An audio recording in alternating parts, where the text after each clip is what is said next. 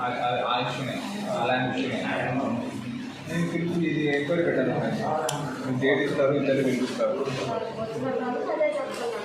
లేదు ఇంకా డేట్ ఇచ్చాను. ఇప్పుడు మీ సైడ్ నుంచి వాళ్ళు వచ్చారు, మా సైడ్ నుంచి వాళ్ళు వచ్చారు. రెండు డేట్ పెట్టి పిలిపిస్తాను.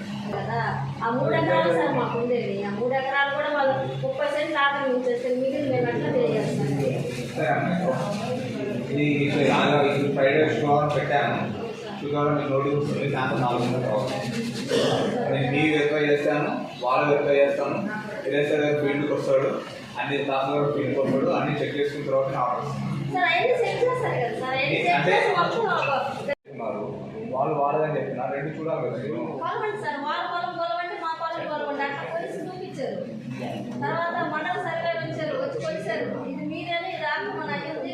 బ్యాన్ కూడా మా పొలంలోనే కట్టుకున్నాం సార్. బ్యాన్ యువతలకే ఉంటాం. అది మరి అది ఎంత అక్రమంగా సార్. ఇంత 5 సంవత్సరాలు అయ్యేది సార్. అసలు ఎట్లా సమస్య కింద 2 సంవత్సరాలు సార్.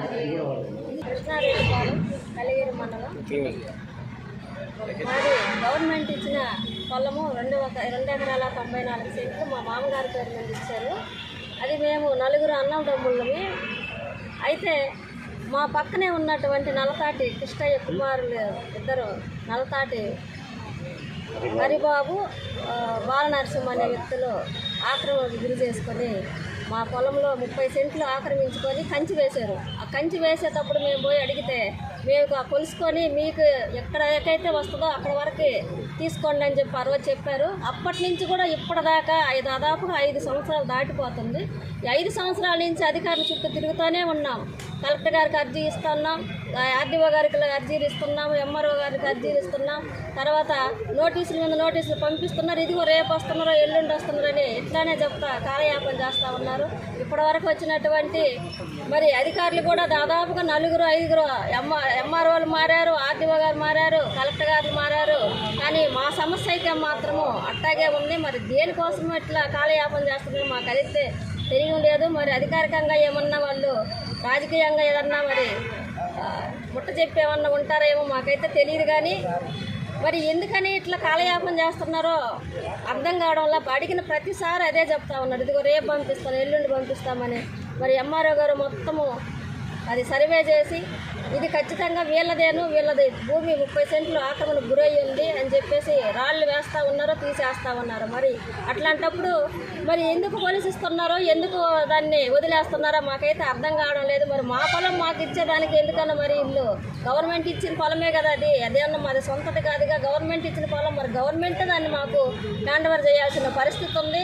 మరి ఈ రోజుకి కూడా వాళ్ళు డెమ్మ సెట్లు వేసుకొని పైరు పెట్టుకొని చేసుకుంటా ఉన్నారు. మేము మాత్రం అట్లనే బీడు పెట్టుకొని అట్టాగే అయిపోతూ ఉంది. కాబట్టి మరి అధికారులు మాకు న్యాయం చేస్తారని మేము ప్రతిసారి తిరుగుతూనే ఉన్నాం. 5 సంవత్సరాలుగా తిరుగుతూ ఉన్నాం. కానీ దాన్ని మాత్రం అట్టాగా పెట్టున్నారు.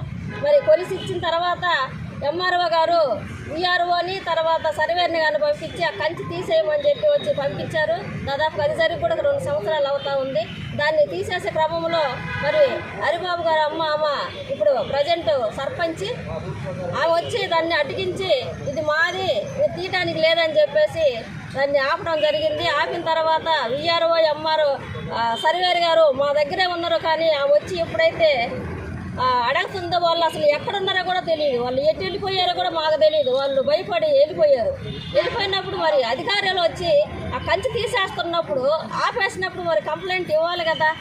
ఇవ్వకుండా ఇంతకుముందున్న ఆర్డీఓ గారు సేనానాయక్ గారు కూడా పోలీసు ప్రొడక్షన్ తీసుకొని వాళ్ళని ఆ పొలంలోకి తీసుకెళ్ళి వాళ్ళకి కొలిసి వాళ్ళ పొలం వాళ్ళకి ఇవ్వమని చెప్పి ఆ రోజు చెప్పడం కూడా జరిగింది. కానీ అది ఏమి చేయకుండా ఇదిగో రేపు చేస్తాం, ఎల్లుండి చేస్తాం. ఇప్పుడు మీరు విన్నారు కదా ఆర్డీఓ గారు మాట్లాడింది కూడా ఇదే జరుగుతూ ఉంది. 5 సంవత్సరాల నుంచి ఇదే జరుగుతూ ఉంది. మరి దీనికి న్యాయం చేసి మరి అధికారులు మరి మా పొలం మాకు అప్పగిస్తారని చెప్పి మేము ఈ సందర్భంగా తెలియజేస్తా ఉన్నాం.